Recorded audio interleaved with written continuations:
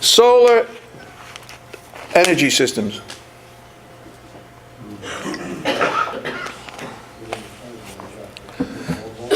We talk about thermal systems and we talk about photovoltaic systems. And they are what they are. Thermal systems are generally for heating. And the photovoltaic systems generate electricity. The one we're really concerned with is that one, the photovoltaic. The thermal ones are generally not too much of a problem. The ones that are going to be making electricity. They make electricity to provide for the homeowner, and they make electricity that can be sold back to the power company. The big thing to remember is they're almost always energized, the solar panels. Even if you've shut down all the switches, you've got to concern yourself with the fact that there's still power in those photocells. So you want to be careful if you're doing any type of roof operations or anything. Be careful where you walk. Remember that they're energized. You can be electrocuted. You can throw a lot of switches off, and sometimes they look like they're going to kill them all. Freddie told me tonight he's got a system where they say that they're off. I don't know how that drains them.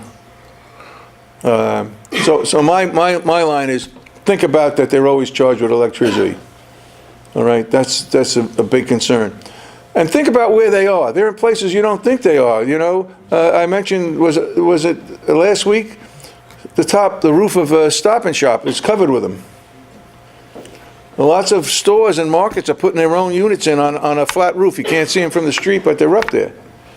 You know, so you have to be alert to that. Residentials are putting them in more and more.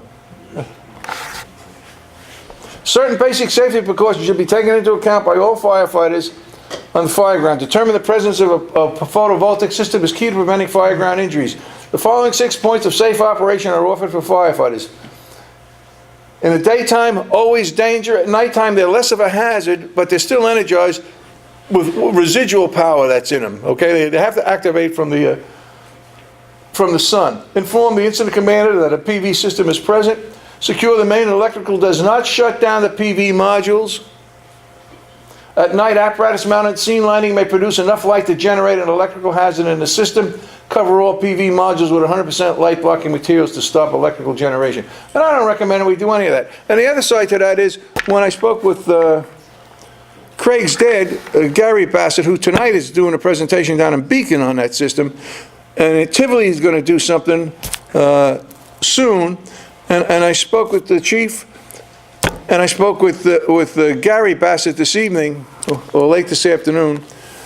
He's going to do a program for them, and he's going to try and tie it in. I got to get back to Sandy Williams. Bill, you're part of that. Are you part of the committee, or no? Okay.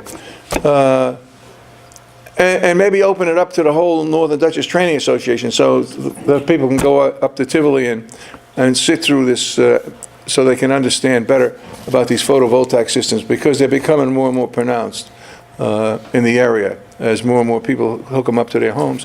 And as I say, they're hidden in commercial establishments because they're up on a roof. And then municipal government we got them right out here, over there, in that direction, right? Almost everyone's put them in. Rhinebeck Firehouse, we have them up on a roof across the street over in the town hall. They're out back there and on a roof too.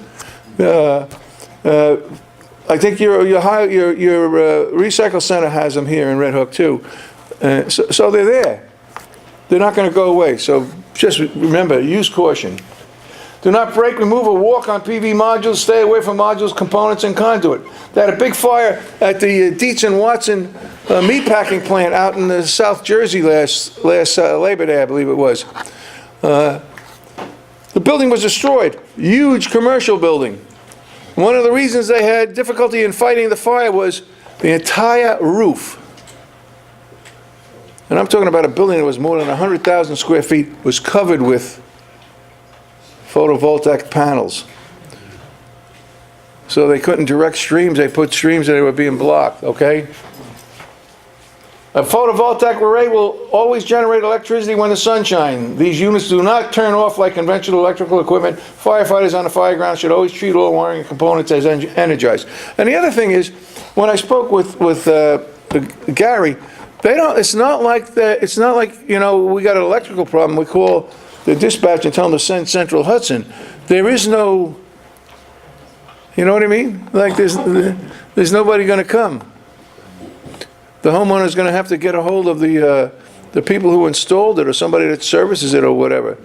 And it's not like it's gonna be an emergency response or anything.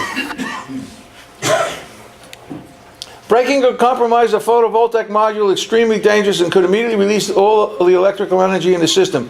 Without light, photovoltaic panels do not generate electricity, and thus nighttime operations provide less of a hazard. Emergency scene lighting during a nighttime fire ground, we said, may energize the systems. In summary, there are several fundamental points of consideration for firefighters and incident commanders when handling any building fire equipped with a solar power system. Identify the existence of a solar power system, locate the roof panels, clarify electrical disconnects, obtain system information. Identify the type of solar system, thermal system is it, or is it a photovoltaic system? Isolate and shut down as much of the system as possible. Lock out and tag out all electrical disconnects. Isolate the photovoltaic system at the inverter using reliable methods. Work around all solar power system components is the easiest thing. Work around them, don't get involved with them. And sometimes, don't think that, as it said, that because you threw the switch, because it has something to do with that, that you have de-energized the system. Always think the system is energized. Got it? Because for the most part, it is. A lot of those are connected to battery packs also, right? Some of them, not all of them, but yes, some of them are. But even if they're not connected to battery packs, they're still energized, whether it's... Yes, yes, yes. Day or night? Yeah. Day is worse, but night... Yeah. Still has use. Right, some of them, they power up the batteries, the storage system and everything else, yeah. But they're still, the panels are still energized, you know. Salvage covers can block sunlight, but that's not going to take care of it. I wouldn't get all components are always hot. That's the most critical message. Operate normally, but don't touch. Fire service personnel shall follow their normal tactics and strategies at structure fires involving solar power systems, but do so with awareness and understanding of exposure to the energized electrical equipment, which is the solar panels. Other than that, it's coming right through the wiring like any other electric would. Emergency response personnel should operate normally and approach the subject area with awareness, caution, and understanding to assure that conditions are maintained as safely as possible. Size up, identify and validate the hazard. Okay, make sure that you identify the solar system. It's important to distinguish between a solar system and a thermal system. We hit that, we don't have to do that. Tactical approach to solar power equipment in a building with a structure fire needs to be stressed with all fire personnel. Stay clear of that. Serious injury can occur. Of paramount concern are large commercial photovoltaic systems that generate significant levels of electricity and create daunting strategic challenges for firefighters as they are trying to address a building fire. Okay? They're trying to run most of that building there at Stop and Shop on the electric power. Leave the scene in a safe condition. Emergency response personnel address and mitigate any hazards, turn the scene back over to the owners and their occupants after the scene is stabilized. They need to be aware of unanticipated dangers and leave the scene in a safe condition. Okay, anything damaged during a nighttime fire which once exposed to sunlight begins to generate electricity and creates a shock hazard or rekindling of the fire. Okay, if it's been able to be de-energized. Okay, that was fast, huh? Good.